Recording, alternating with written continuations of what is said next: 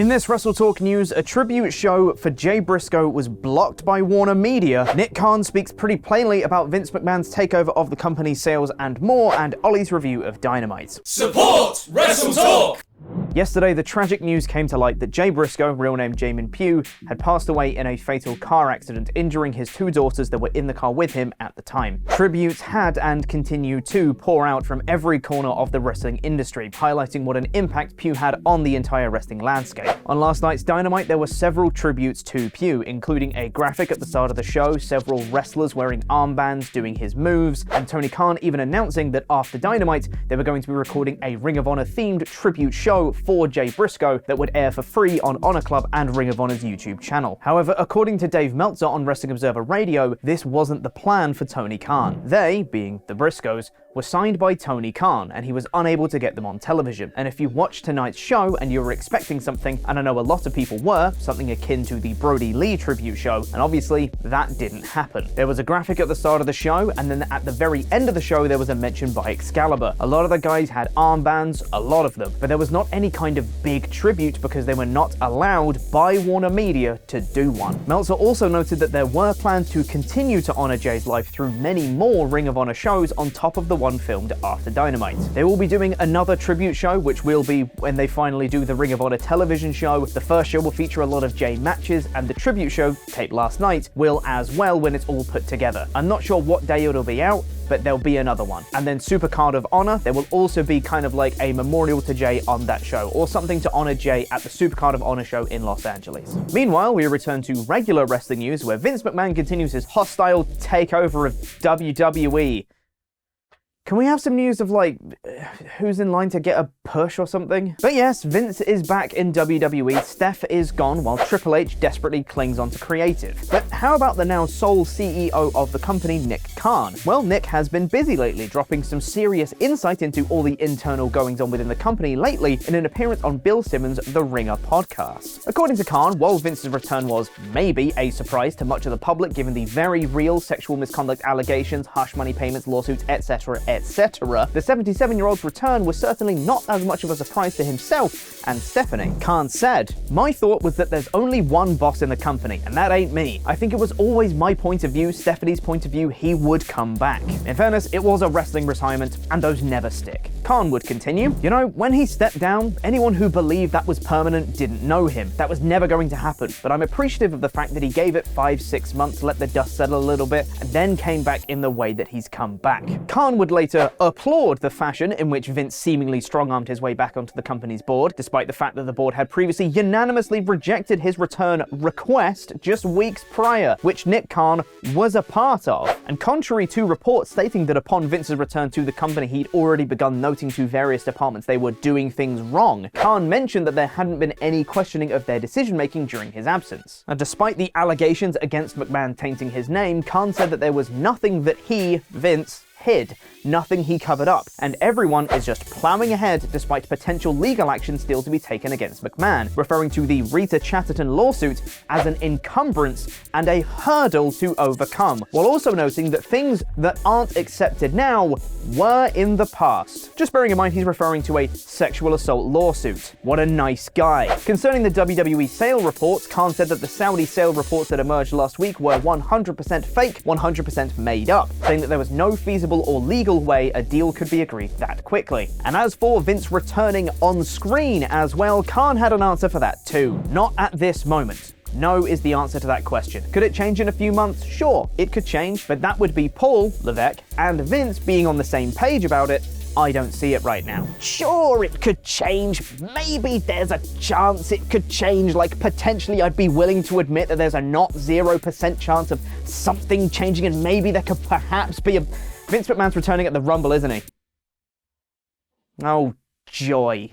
This video is sponsored by Raid Shadow Legends! And if you didn't know by now, you can get tons of cool champions in the game by using shards. They're special crystals which allow you to summon champions to your army via the portal in your bastion, so let's go ahead and open some up. Here we go, I have navigated to the shards section in the portal. I'm going to open up an ancient shard first, which is one of the blue ones. Ooh, let's have this crack open, and I have a Oh, he's a big beastly boy. It's a wagon bane. Oh, I was really good about wagon bane. Look at him there, with a little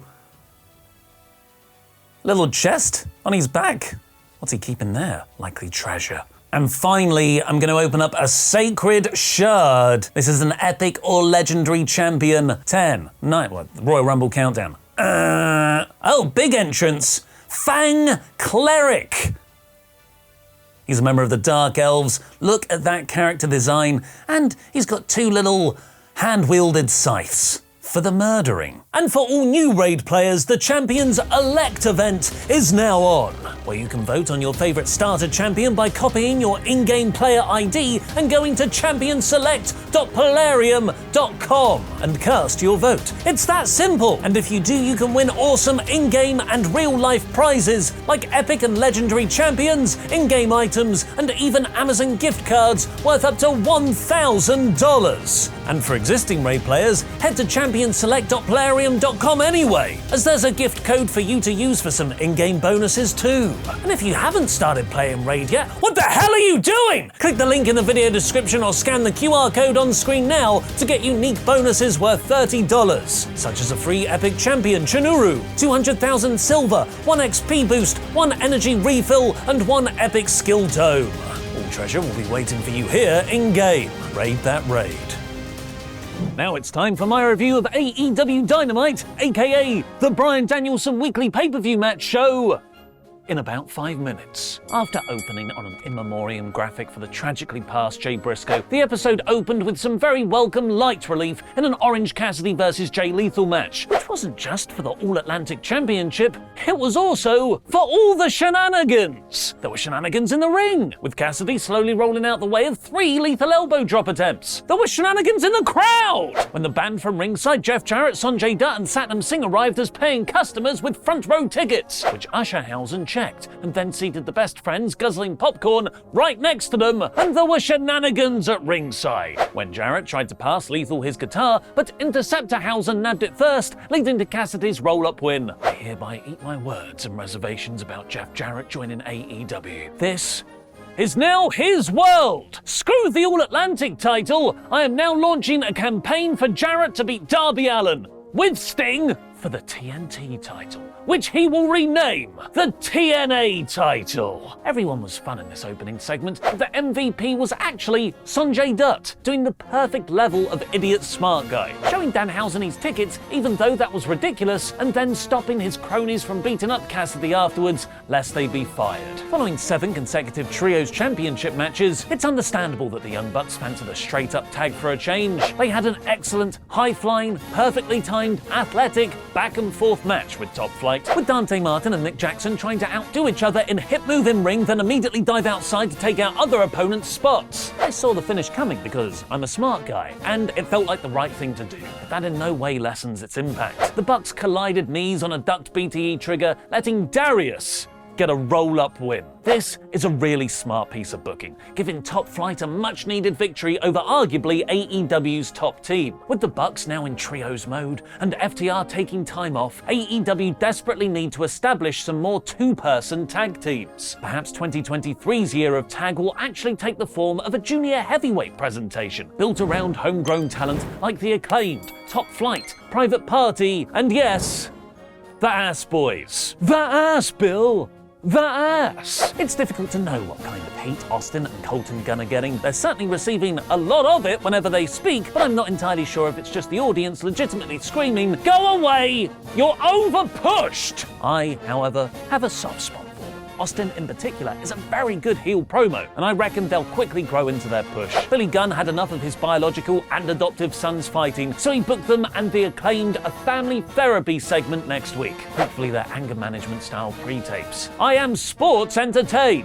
Renee Young then had a terrifically awkward interview with Hangman Page, where all the storytelling was done by what wasn't said. Renee was subtly annoyed with Page for concussing her husband last week, but remained a professional interviewer. Hangman was subtly ashamed, trying to say he's sorry for hurting Mox so bad. He also hinted towards rebuilding some fences, implying AEW will restart whatever Elite reunion plans they had before CM Punk's dog got everyone suspended. Ricky Starks overcame the interference of 4 men on the outside and the distractingly fashionable purple hat to beat Jake Hager in a quick palate cleanser following last week's misfire promo segment. Also, Starks' theme music now includes Tazioki. It's Tazioki time with the human karaoke machine. Bam, bam, bam. You know what? He's the human singing machine. Jericho and either Sammy Guevara or Daniel Garcia will wrestle Starks and Action Andretti next week. Then came Bryan Danielson versus Bandido. Oh baby, Ethan Page, Takeshita, Bandido. Every week of 2023 so far has been Danielson winning a premium live event caliber match while simultaneously building his opponent. That means he is single-handedly elevating AEW's underused mid-card, all while building himself for a World Championship main event against MJF. Has there ever been a wrestler focused on such different ends of enhancing a company? Danielson, so far, has been AEW's 2023 most important star. He showcased Bandido brilliantly with technical strength and high-flying exchanges. Most impressively, a delayed standing suplex that Bryan started to slip sideways in for Bandido to muscle him back up to vertical. Danielson eventually hit the knee to win. Danielson's most recent victory on the road to MJF triggered a leveling up in Max. He interrupted Bryan's celebration with a backstage promo, saying that the further he goes in this story, the more Max's mask will slip to reveal the monster that lies behind it. It was a perfectly timed reminder after several weeks of MJF cowardly running away or doing Don Rickles' roast routines in the ring that there is a very dangerous, borderline sociopathic devil that lurks within him. The devil that tore Cody's back to shreds. The devil who suckered Punk. The devil who used the brass knuckles on QT Marshall. Well, I can't say QT anymore. Danielson has been using the QT stretch. Don't forget that. It's important. MJF later offered Danielson's next opponent, Brian Cage, an envelope full of money, win or lose, to break Brian's arm. Max then slapped Cage in a fantastically heel spot. This is very smart character development, transitioning into the more serious stage of their feud. Saraya and Toni Storm suddenly turning heel wasn't as well thought out, but I don't care, because it's way better than what they were doing before. Presumably because Sasha Banks not agreeing terms was so devastating, the women's locker room has kayfabe fractured down an ex-WWE star versus homegrown talent line. Toni Storm and Saraya joked about that in a promo before Storm's match against Willow Nightingale, which she won thanks to Saraya interference, which she actually really needed, as Nightingale hit one of the coolest looking pounces since Keith Lee's debut. Saraya and Toni beat down Nightingale after the match, a very well picked target. She's beloved by the audience. For Ruby Soho to make the save. But if there really is an ex-WWE alliance happening, I wouldn't trust Soho for long, because she's also kind of stale and overdue for a heel turn. It took a while, but AEW are now smartly leaning into the naturally heel character Saraya accidentally gave herself in her first promo. Using her saying AEW originals as below her is great motivation too. Perhaps we could even be leading to a blood and guts match of Team AEW's Baker, Hayter, Shida, Nightingale and Cargill versus Saraya, Ruby, Toni Storm, Athena and Serena D. Takeshita kept his momentum going, cutting a Japanese promo on MJF, then saying he'll watch Danielson's back in the cage match next week, which isn't a cage match, it's a Brian Cage match, you know what I mean. And the main event saw Darby Allin beat Kushida in a great, far more technical wrestling match than you'd expect from the TNT champion. The best spot being a perfectly timed mid-air catch from Kushida, turning a top turnbuckle dropkick to the outside into an armbar. Darby fought through the pain and used his uninjured right arm to win with the Last Supper pin. They then respectfully shook hands to close the show. What did you think of Dynamite? Let me know in the comments. This was a terrifically solid episode, continuing AEW's insanely good streak of in-ring TV wrestling this year, complete with one of the most exciting women's division developments since Hayter won the title. This week's Dynamite is 87%. It's the most returniest Royal Rumble-ist time of the year, so go watch my top 10 list counting down the most ridiculous, potentially out there, not signed with WWE as performer contracts, surprises for the Royal Rumble match. Guarantee you, this is the year of David Arquette. Here's a clip. David Arquette. He's a former WCW World Heavyweight Champion. Who would you like to see him start a feud with? Johnny Knoxville. Johnny Knoxville. Arquette versus Knoxville. WrestleMania. Hollywood.